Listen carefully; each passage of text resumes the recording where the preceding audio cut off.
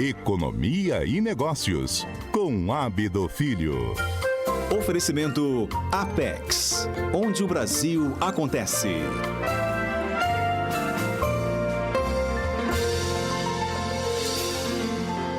Temos novidades sobre a Ferrovia Centro-Atlântica. Ei, Ábido, bom dia para você. Bom dia. Depois das moedinhas, né? Vamos falar de ferrovia. Vamos falar de ferrovia. Sair dos centavos para os bilhões. E que também é uma história de esperar, né? É igual o poupar. A gente tem que demorar tempo para poder poupar e atingir seu objetivo. Fé, a ferrovia Fernanda. é outra, tem que ter fé, Tem hein? que ter fé na ferrovia. Olha só. Boa. Você está falando, eu estou pensando aqui. Bom dia novamente para quem está nos ouvindo, assistindo. Bom dia para vocês. A gente teve uma ótima notícia, Fernanda, na quinta-feira passada, porque o que aconteceu? A Agência Nacional dos Transportes Terrestres, que é a ANTT, que é o órgão regulador, ela, no seu relatório final, incluiu um trecho lá em Minas Gerais, que é muito importante aqui para o Espírito Santo, que é o contorno de Belo Horizonte, tá? A Ferrovia Centro-Atlântica, que é o que está sendo tratado nessa discussão sobre concessão, se a VLI vai continuar, muito provavelmente ela vai continuar, né? A VLI Logística vai continuar a ser a concessionária.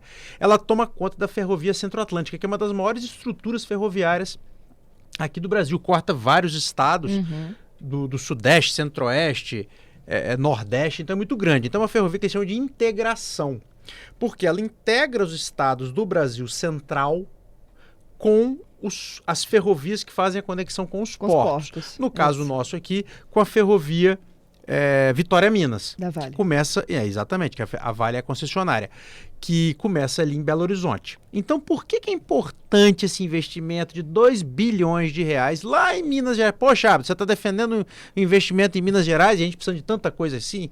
É porque é o seguinte, tanta coisa assim não, tanta coisa aqui, é porque para a produção, por exemplo, do agro, os grãos, o milho, o café, o algodão, café é aqui, milho, soja, algodão chegarem aqui no porto, nos nossos portos, a gente está recebendo vários investimentos em portos, elas precisam passar por outros estados. O Espírito Santo é um estado pequeno, territorialmente falando, é bom dizer, né? Porque senão daqui a pouco a gente apanha.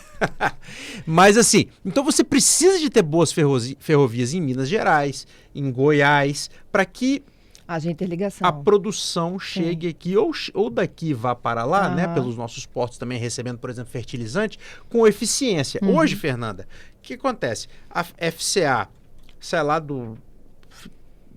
ela fica em Minas Gerais, mas ela tem conexões com o Centro-Oeste.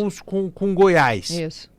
Então, assim, a FCA, para ela chegar aqui pelo corredor Centro-Leste, ela precisa passar por vários lugares não tão bons assim, mas entre esses lugares ruins que ela precisa passar, está Belo Horizonte.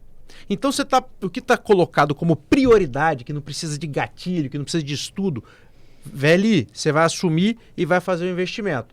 É o contorno de Belo Horizonte, que saindo fazendo um contorno de 100 quilômetros ali pela região metropolitana de Belo Horizonte. Hoje as composições passam no meio da cidade, a 10 km por hora, 12 km por hora. Com o contorno, vai passar a andar 30 km por hora, 40 km por hora. Isso muda muito a eficiência. Então, assim, o tempo que o sujeito demorava para sair com a carga de Goiás e vir aqui para o Espírito Santo vai ser muito menor. Sim. Então, isso dá competitividade para os portos daqui. Estou falando de Metame, estou falando de Porto Ocel, estou falando do Complexo Portuário de Vitória e lá na frente com a ferrovia que vai para o Rio de Janeiro até para o Porto Central, né? Então, assim, porque tudo isso é conectado. Então, é uma notícia muito importante. Ainda falta passar pelo Tribunal de Contas da União, que faz a chancela final, mas por que é uma vitória? É uma vitória porque a ANTT é um voto importante nisso, né? O órgão regulador. E o relatório final, ele diz que esse contorno de Belo Horizonte é um investimento prioritário. São 100 quilômetros de ferrovia, investimento aproximado de 2 bilhões de reais e que, saindo do papel, pode fazer toda a diferença. A expectativa, Fernanda, é que já agora em 2030... a minha pergunta era essa, qual é a expectativa? Pode incrementar... não, expectativa de obra ainda não tem, até porque não tá concluído, né, o processo da renovação da concessão. Mas, assim, os estudos mostram que até 2030 um incremento de mais de 4 milhões de toneladas de carga vindo aqui para o Espírito Santo. E isso pode chegar a 11 milhões de toneladas a mais de carga vindo aqui para o estado, para os portos aqui do estado. Eu falo vindo, gente, porque a gente olha muito para a produção do agro, né? Mas, claro, você também pode levar, por exemplo, fertilizante, né? Grande parte dos fertilizantes utilizados aqui no Brasil, eles são importados. Então você pode receber aqui pelos portos nossos e mandar para o Brasil Central, que é o grande produtor do agro brasileiro. Ou pode mandar insumo para a indústria de Minas Gerais. Então, assim, você abre muitas possibilidades com essa ferrovia mais eficiente para os portos aqui do Espírito Santo. Então, com certeza, uma grande vitória. Era algo que vinha sendo já costurado há muito tempo e agora tem um relatório final da NTT, um fato concreto, colocando esse investimento como prioridade. Agora, claro, né, Fernanda? Seguro morreu de velho, né?